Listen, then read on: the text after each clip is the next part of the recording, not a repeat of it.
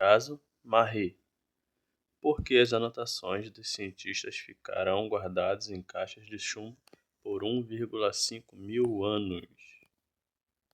Os portões da Biblioteca Nacional da França, mantidos em caixas especiais com várias camadas de chumbo, encontram-se alguns dos documentos mais importantes da história da ciência. Para poder consultá-los, os pesquisadores precisam vestir roupas de proteção e devem assinar uma declaração de consentimento em que eximem a instituição de qualquer responsabilidade. São provavelmente os documentos mais bem guardados da biblioteca, que abriga alguns dos livros mais raros e antigos do mundo. Mas o receio com que são mantidos estes cadernos vai além do seu valor para o conhecimento. O cuidado é tanto porque eles são altamente radioativos. Estamos falando dos cadernos de anotações de Marie, a única mulher que recebeu o prêmio Nobel 2 vezes, um em 1903 de Física e o outro em 1911 de Química. Junto com seu marido Pierre, ela descobriu não apenas novos elementos químicos, como também os princípios da física atômica e a radioatividade. Como todos os objetos que estiveram próximos ao casal Curie,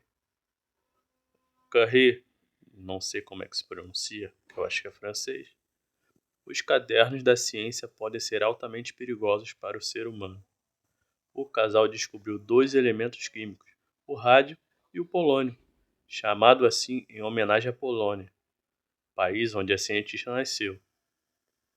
Os 2 cientistas nunca imaginaram os efeitos nocivos que a radioatividade poderia ter sobre o nosso organismo.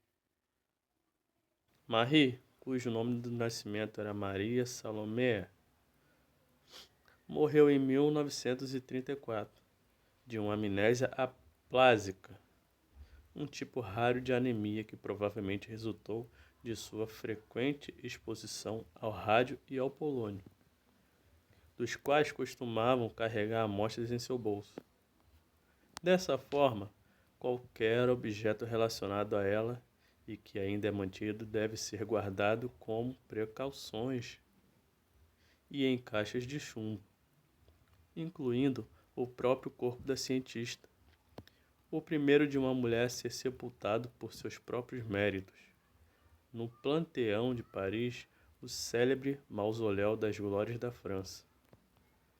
Foi preciso construir um sarcófago de chumbo com mais de 2 centímetros de espessura, para evitar que os átomos radioativos que ainda saem do corpo de Curie escapassem.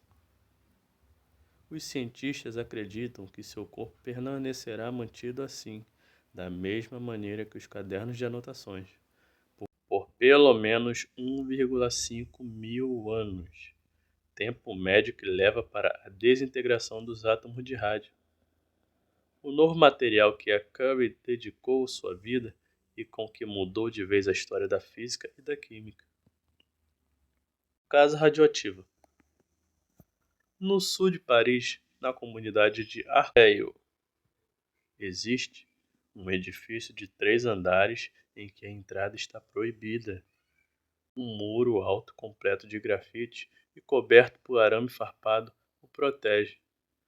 Câmeras vigiam o local para evitar intrusos, enquanto autoridades verificam regularmente os arredores. A casa na Rue de la Convention, no entanto, está abandonada. Foi o último laboratório em que Mary trabalhou, e um lugar onde os experimentos da ciência deixaram altos níveis de radiação pelos séculos seguintes. A casa é chamada por muitos de Chernobyl do Sena, em referência a um rio que corta Paris, devido à radiação ainda presente no local. Mas em homenagem à cientista, o laboratório seguiu sendo utilizado por décadas como sede do Instituto de Física Nuclear da Faculdade de Ciências de Paris, sem que se soubesse que a radioatividade que guardavam suas paredes, seus tapetes, pisos, telhados e papéis de parede eram demasiadamente altas para a presença de seres humanos. No final de sua vida, Mary trabalhou nesse local, sem proteção, com alguns dos metais radioativos mais perigosos, de tório e urânio, até polônio. De acordo com o que escreveu em sua autobiografia, um de seus prazeres durante a noite era ver os clarões azuis esverdeados, que escapavam dos metais, como tênues luzes de fadas. Ao manusear os metais radioativos, ela escrevia e desenhava em seus cadernos e foram ficando impregnados com os átomos de tudo que ela tocava. Somente anos depois de sua morte, a maioria dos países proibiu o uso comercial desse metal. O primeiro foi os Estados Unidos, em 1938. Foi um golpe para várias indústrias, porque os metais radioativos, a raiz dos descobrimentos de Curie e seus prêmios, haviam se tornado tão populares que eram usados para fabricar desde cremes para o rosto até lâminas de barbear e roupas íntimas, ou mesmo produtos para tratar queda de cabelo e impotência masculina. No entanto, apenas da década de 1980, o laboratório onde a cientista trabalhou foi finalmente esvaziado, depois que muitos vizinhos, segundo relatos da época, denunciaram um aumento de número de casos de câncer na comunidade. Em uma das inspeções realizadas no local, foram encontrados sinais não apenas de rádio, mas também de um isótopo de urânio, com uma vida média de 4,5 bilhões de anos. Foi então tomada a decisão de transferir os pertences de Curie, inclusive seus cadernos, considerados patrimônios nacionais da França, para um lugar seguro na Biblioteca Nacional. Na década de 1990, o laboratório recebeu uma profunda limpeza, mas as autoridades francesas ainda proíbem a entrada no local e continuam monitorando periodicamente os níveis de radiação em seus arredores, incluindo o rio Sena.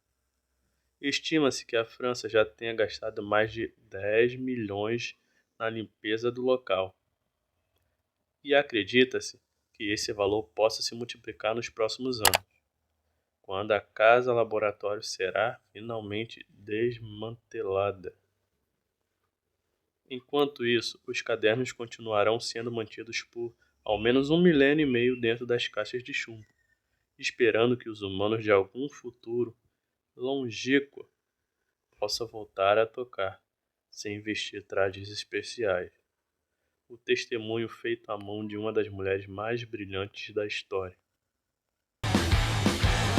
No Viva a Sorte tem 120 prêmios todos os dias, mais 3 caminhonetes Fiat Toro, mais um Mustang 0 km e um mega prêmio de R$1 milhão. E eu quero que você seja o próximo milionário. Compre já o seu!